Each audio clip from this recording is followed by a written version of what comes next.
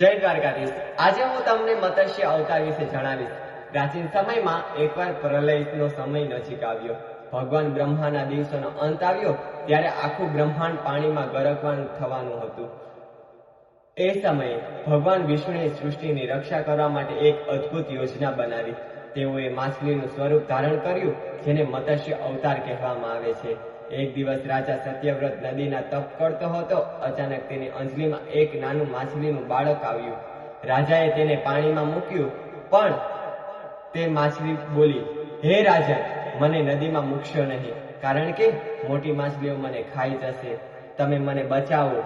રાજા સત્યવ્રતના આશ્ચર્યથી તેને પોતાના કમંડળમાં મૂકી। થોડા જ સમયમાં તે નાની માછલી મોટી થઈ ગઈ। ત્યારે રાજાએ તેને તળાવમાં મૂકી, ત્યાં પણ તે માછલી ખૂબ જ મોટી થઈ ગઈ।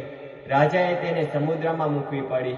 માછલીએ રાજાને કહ્યું, હે સત્યવ્રત, થોડા જ સમયમાં પ્રલય આવશે, આખી પૃથ્વી પાણીમાં ગરકાવ થઈ જશે, ત્યારે તમે એક મોટું નૌકાનું નિર્માણ કરાવજો। નૌકામાં 7 ઋષિઓ, ઔષધિના બીજ, પ્રાણી પક્ષીઓની જોડી, તમે ધર્મગ્રંથો રાખજો।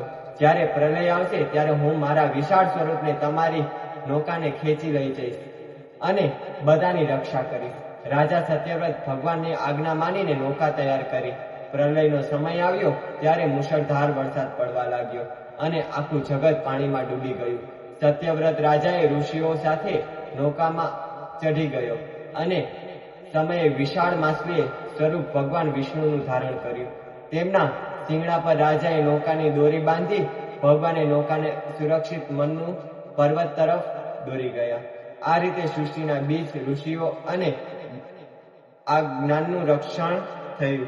પ્રલય પછી ફરીથી નવું સર્જન થયું। આ વાર્તામાંથી શીખ મળે છે કે મત્સ્ય અવતારની આ વાર્તા આપણે શીખવે છે કે પ્રકૃતિના સંકટ સમયે વિશ્વાસ, ભક્તિ અને દ્વારા જીવસૃષ્ટિનું સંરક્ષણ થઈ શકે છે। ભગવાન હંમેશા પોતાના ભક્તો અને સૃષ્ટિ હિત માટે જ પ્રગટ થાય છે। વિડીયો પસંદ આવ્યો હોય તો ચેનલને સબસ્ક્રાઇબ કરજો, લાઈક કરજો અને વધુમાં વધુ શેર કરજો। જય દ્વારકાધીશ।